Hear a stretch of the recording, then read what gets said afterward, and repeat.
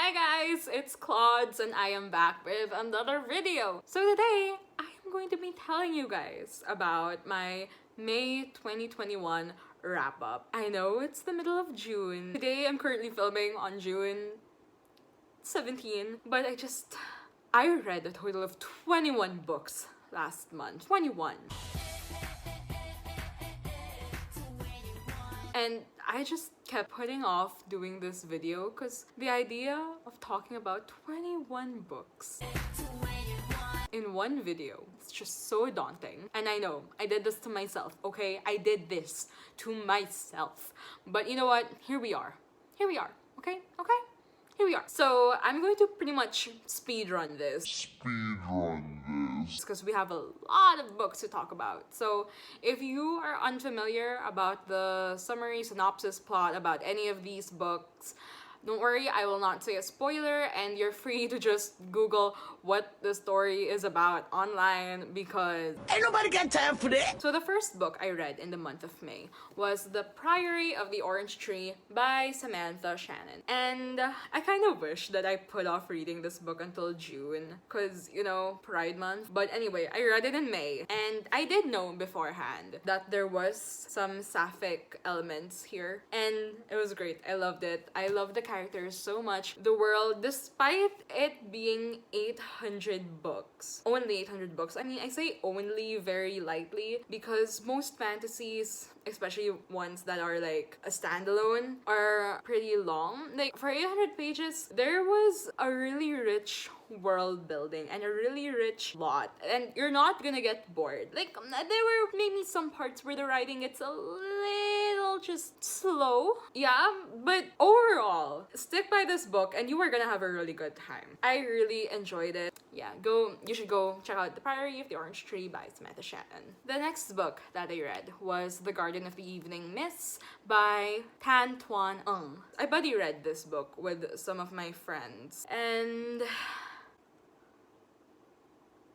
I don't know, I didn't really enjoy it. Like, we kind of expected a lot more since the rating on Goodreads was so high. But one of my friends, she was the one who finished last. And she kind of figured out why we didn't like it. And it might have been the format of the ebook that we used. But she kind of pointed out that the reason why the plot must have been so confusing was because it wasn't clear that there were a lot of time jumps and time skips and flashbacks.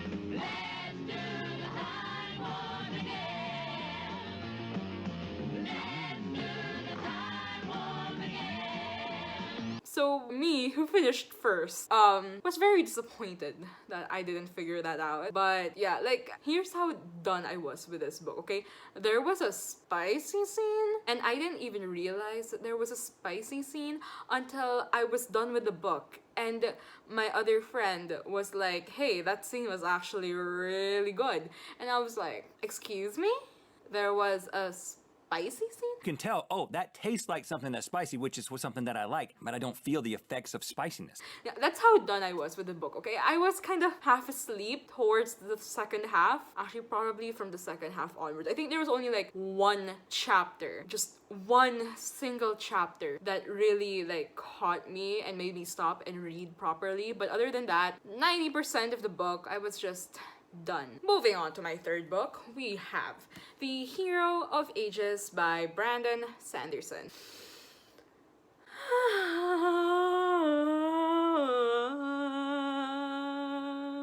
This is the grand finale to the Mistborn Trilogy. Brandon Sanderson, why?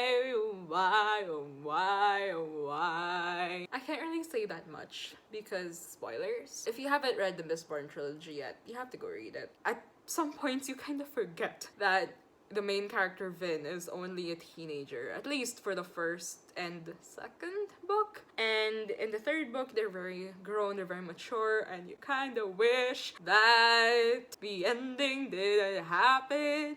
But Brandon Sanderson seems to be very sadistic.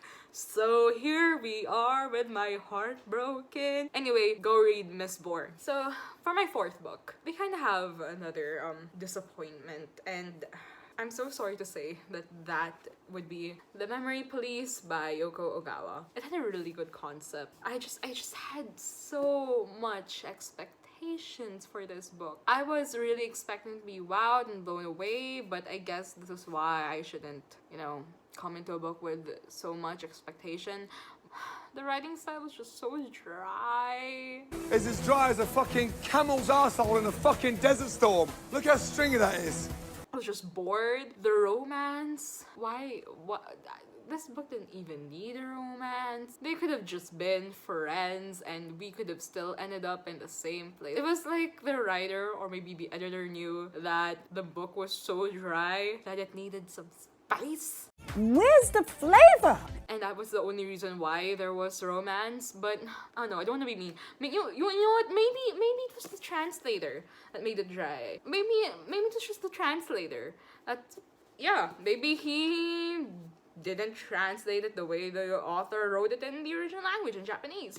But anyway, yeah, I didn't really enjoy Memory Police by Yoko Ogawa. Yeah, we're gonna move on because I don't want to say anymore. Okay, people are probably gonna kill me for my rating, but I also came into this book with a whole lot of expectations, and that would be We Hunt the Flame by Hafsa Faisal. Okay, here's the thing before y'all start coming for me. It was only at the second half of the book where I became really invested in the plot and the characters. I mean, the first part of the book, I don't know, maybe it was the flow of the events or the writing, but I don't know, nothing was drawing me in. Okay, nothing was drawing me in. The main character, even Zafira, there was nothing that made me thought, oh, wow, she's really cool. I reread the first part, the first couple of times, like, is there something I'm missing? Is there something I just didn't see? So what did I miss? What did I miss? Or notice, because I don't know. But yeah, it was only in the second half where I was like, oh my god.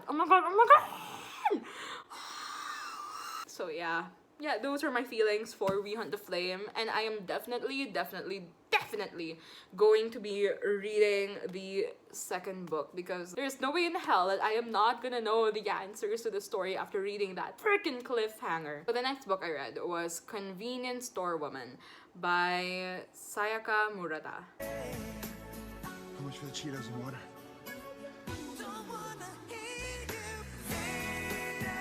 It was a pretty cute read. It was very simple. I finished it in one sitting. I think you can too. It was a very quick and easy read. So yeah. The next book I read in the month of May was We Were Liars by E. Lockhart. This was the book of the month chosen by the Little Boom's book club. And okay, here's the thing. I came into this book with the expectation that I wouldn't like it. And I don't like the characters, but the plot was really good. Like, I was just done with the characters.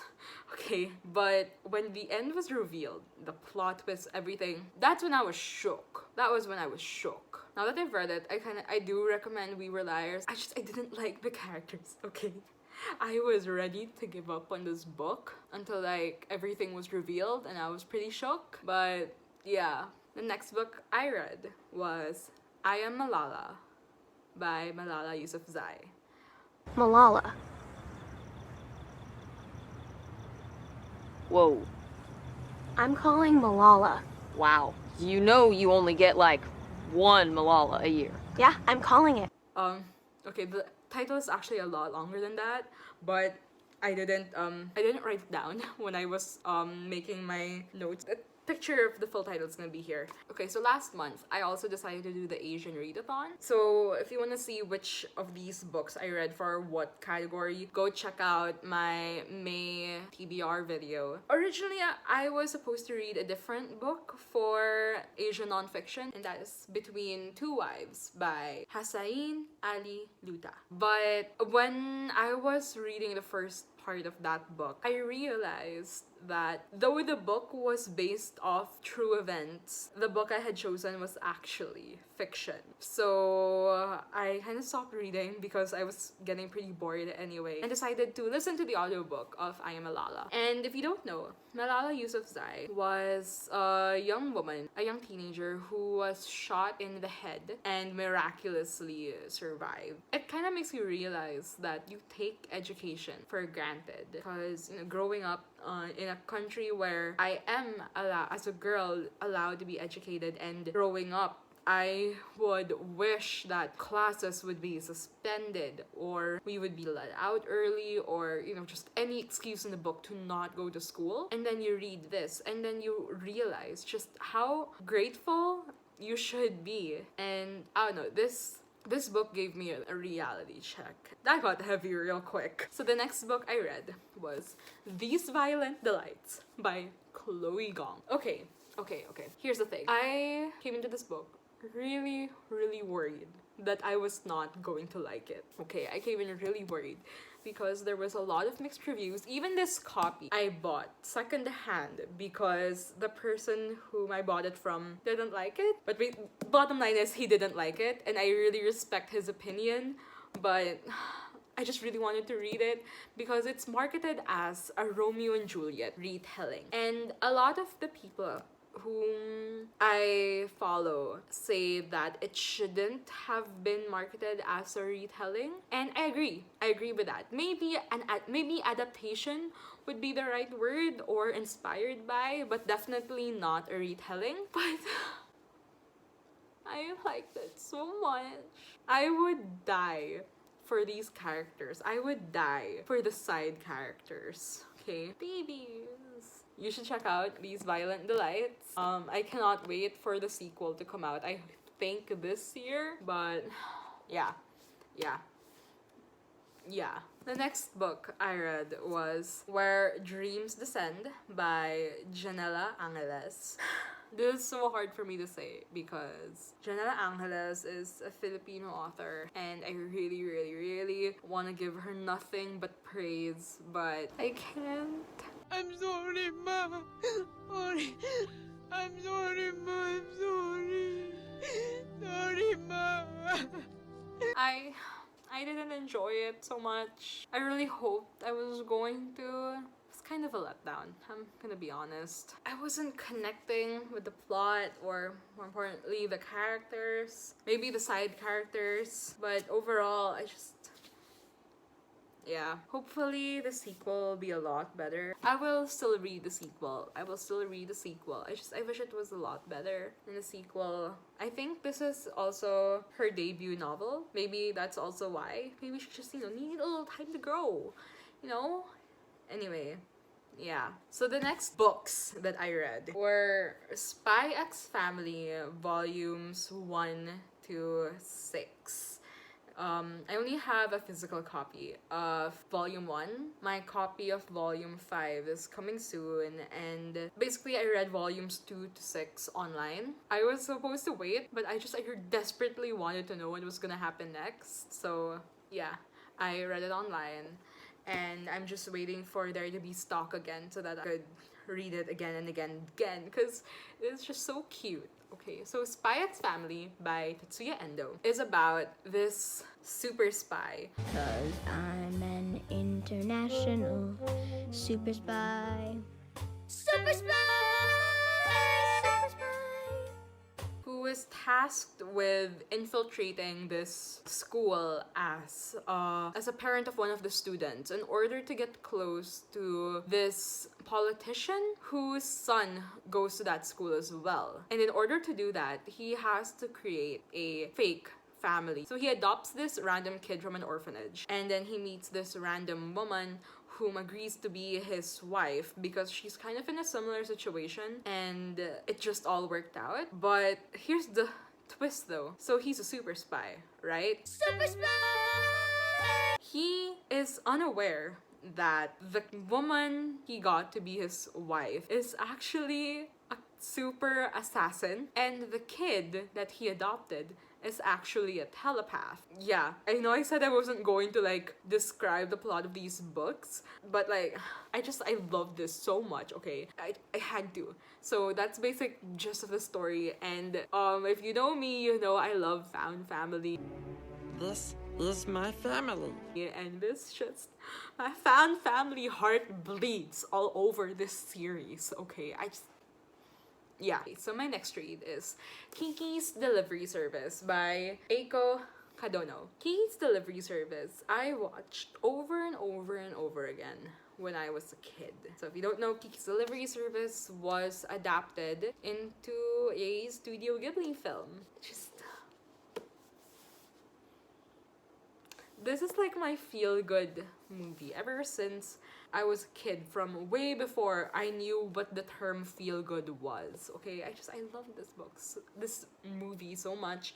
And the book that it was adapted from, it was a really cute read too. I finished this in about a day as well. And I think that if I were a kid and not a 22-year-old woman, I would have enjoyed this a lot more. But because I don't think that I am the target audience for this book, I didn't really enjoy it as much as I do when I watch the movie. Not to compare both, but it's really great to see what the original material was and how this became a movie. It's just kind of mind-blowing to me, because it's the same like foundation, but the story and plot of both is quite different. And yeah, I really love this. I really do. And when I one day have children, each will read this book. The next book I read was Crying in Hmart by Michelle Zauner.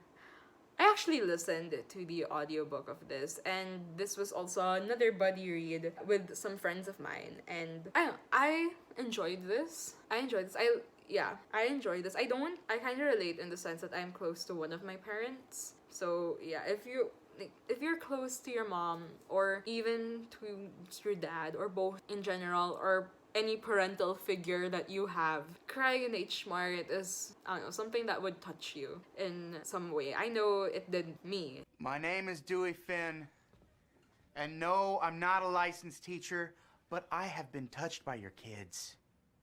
And I'm pretty sure I've touched them.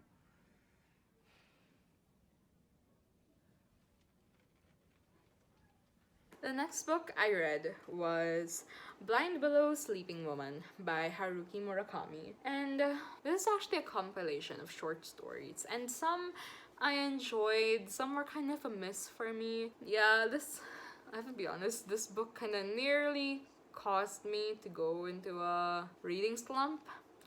Kinda. And I don't know. I mean, I like Haruki Murakami's writing style. It's just, I'm more used to something a little bit fast-paced. I feel like my brother's gonna kill me when he sees this part of my video. He loves Haruki Murakami to death. But yeah. The next book I read was Green Island by Shauna Kyan. The physical copy is over there. I'm too lazy to go get it.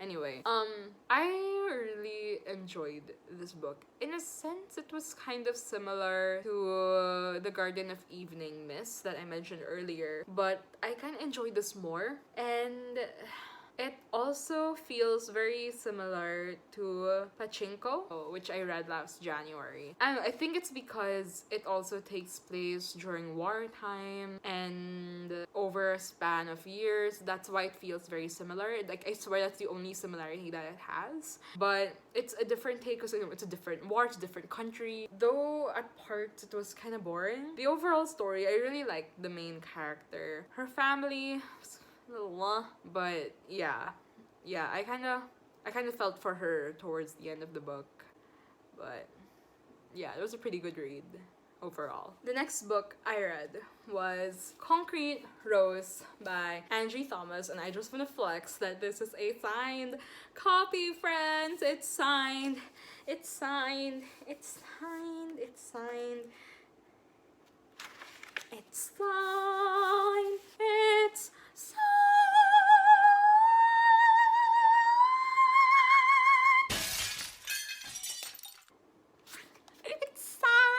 I love Angie Thomas. I loved The Hate You Give. I loved On the Come Up. When I saw that Fully Booked was selling a signed hard copy, I messaged my friends. I was like, should I get it now because it's signed? And they were like, yes, bitch. So Concrete Rose is basically the prequel to The Hate You Give. At first, I was thinking, is a prequel really necessary? Is it really necessary? Because the story is now about Star's dad. And in The Hate You Give, like, you basically know what happened, how things came to be, what their conflict was when they were younger. So I was wondering, was a prequel really necessary? And now that I've read it, the answer is yes, a prequel was necessary. Why? Star grew up very sheltered. She grew up very sheltered. She went to a school that was not in the neighborhood she lives in. So she grew up very sheltered. And it was like, when she looks at the people around her and how they're living and the struggles they go through, it was like she was on the outside looking in. But now that we have the story of her father, we see why he sheltered her so much, why he raised her the way she is, because he didn't grow up sheltered. He went through all that shit. He went through the drugs. I'm not sure if I was supposed to say that word on YouTube. He went through a whole lot of crap, okay? Concrete Rose was a lot darker than The Hate You Give. And you know what? I loved it. I wish they'd make a movie of Concrete Rose too. It'd be so good. It would be so good. And I don't know, for some reason when they were talking about like the things that happened in the past in The Hate You Give, and they would talk about the events of Concrete Rose, I don't know, I thought that these characters would be like in their 20s when that shit happened. Apparently they were teenagers. So yeah, you go read Concrete Rose. For my last book, Lore by Alexandra Bracken. This is kind of hard for me to say, but I didn't enjoy Lore that much, and I'm so sad because, I don't know, she's so pretty and I just had such high expectations. And I was thinking, because I didn't see this book a lot in Book Talk or Bookstagram or Booktube, so I was thinking maybe it's just an underrated gem. Probably should have taken that as a sign, but yeah, Lore, I didn't enjoy so much. I'm not actually sure if this is just a standalone or if there is going to be a sequel. I kind of wish there would be a sequel because I feel that this story is just so unfinished. The characters and the world building, I don't know. I feel like there could have been more. It had so much potential. I wish we get another book. Like, if a sequel were to come out, I'd give it a chance. I would give it a chance. Yeah, I wish there will be. So, I don't know. If you guys know anything about that, let me know in the comments below. So yeah, that is my wrap up for the month of May. And I'm gonna tell you guys now, do not expect a June TBR because I'm not. It is the middle of June, okay? I am not making a TBR in the middle of June. I already read shit. If you enjoyed this video, if you enjoyed my ramblings, please subscribe if you haven't already. Give this video a like. And yeah, hopefully I'll see you in the next one. Bye!